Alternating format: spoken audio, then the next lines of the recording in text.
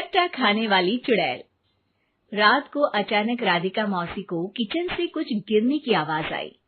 उन्होंने बाहर निकल के देखा तो किचन में उन्हें कोई सफेद साड़ी में दिखा। वो चीख पड़ी, हे भगवान, आलतू जलाल तू आई भला को टाल तू, आलतू जलाल तू आई भला को टाल तू।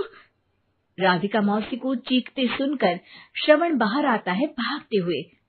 अरे माँ, क्या हुआ? क्या देख लिया? दादी माँ आ गई क्या सपने में? अरे बेटा, रसोड़े में देख तो कौन है? श्रवण रसोड़े में झांक कर देखता है और उसे कोई नहीं दिखता अंदर। अब रसोड़े में तो कोई नहीं है माँ। कोई सफेद साड़ी में नहीं है क्या? नहीं माँ, कोई भी नहीं है। चिल्लम चिल्ली की आवाज सुनकर काजल भी वहां आ जाती है।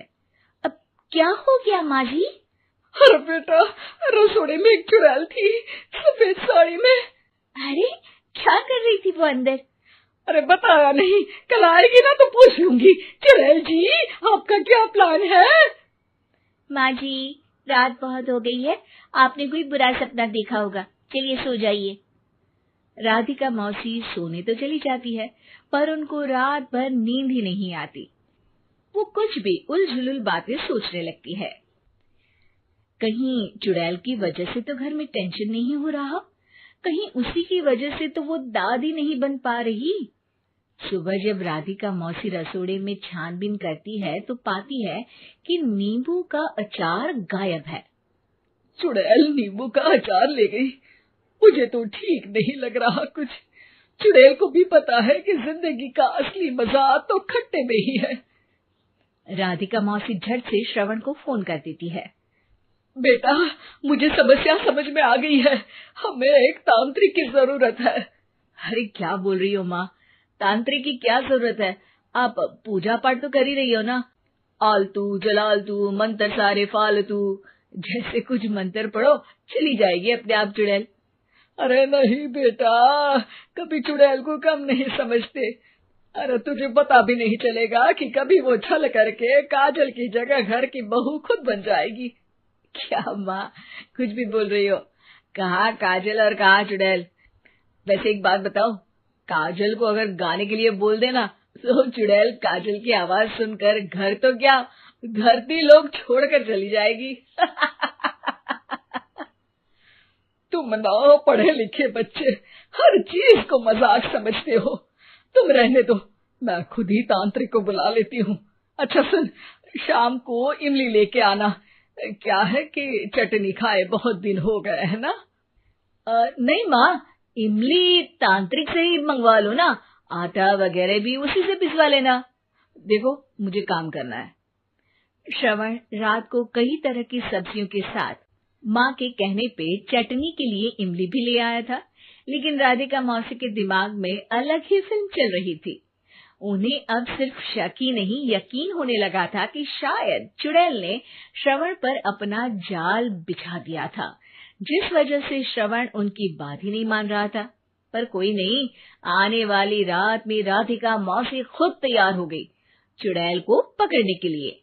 रुद्राक्ष की माला, तुलसी का पत्ता, हनुमान चालीसा सब हाथ के पास ही था, बस चुड़ैल का इंतजार था। और जैसा राधिका मौसी ने सोचा था वैसा ही हुआ।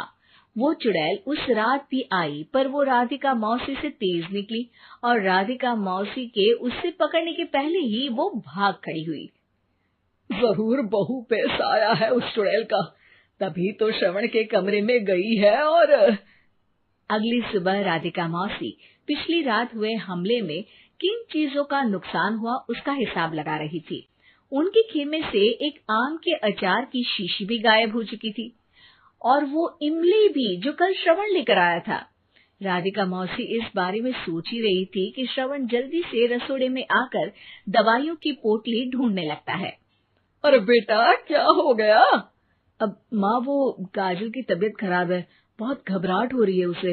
हे भगवान, मैंने पहले ही कहा था कि तांत्रिक को बुला लेते हैं, पर नहीं।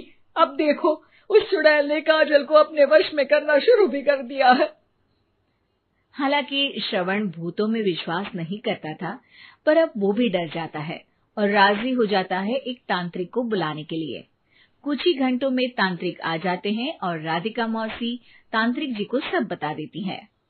घोर संकट, घनघोर संकट, चुड़ैल को मारू जोर चाकट, ओम भट स्वाहा खटखा के आहा।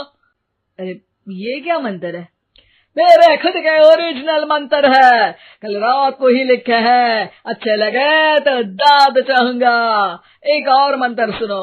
अर्ज किया है आब्राकडाब्रा, दिल्ली बम्बई आगरा, चंदा मामा सोवरले सुरन मामू जारा। ये मंत्र है? अरे कोई 40 वालीसा पढ़ो ना।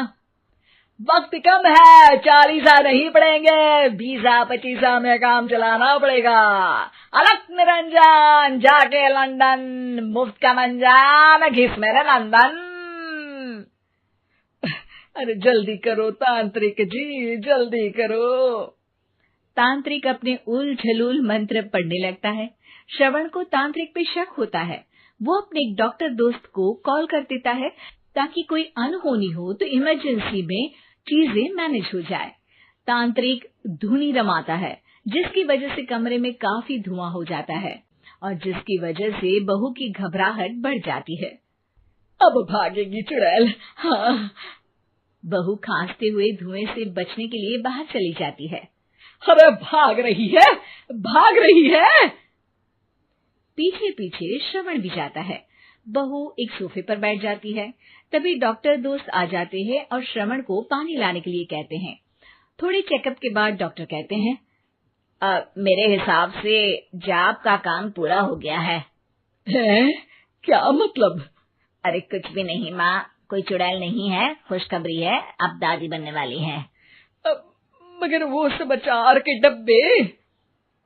श्रवण दोनों अचार के डब्बे अपनी माँ को दिखाता है, जो कि उनके बिस्तर के नीचे छुपे हुए थे। आपने सही बोला था माँ, वो चुड़ैल काजल ही थी जो खट्टा खा रही थी। हमें कल ही पता चला, पर हमने आपको ये तांत्रिक वाला काम करने दिया ताकि आपको भरोसा हो जाए कि भूत वगैरह कुछ होता ही नहीं। अच्छा, ये तो बड़ी खुशी की बात है, पर बेटा मुझे एक झाड़ू तो ला दे। क्यों माँ? ये तांत्रिक का भूत उतारती हूँ मैं। अब तांत्रिक राधा मौसी के डर से घर से भाग निकलता है और राधा मौसी उसके पीछे भागती है। अरे संकट ये घनघोर है, तांत्रिक मुआ चोर है।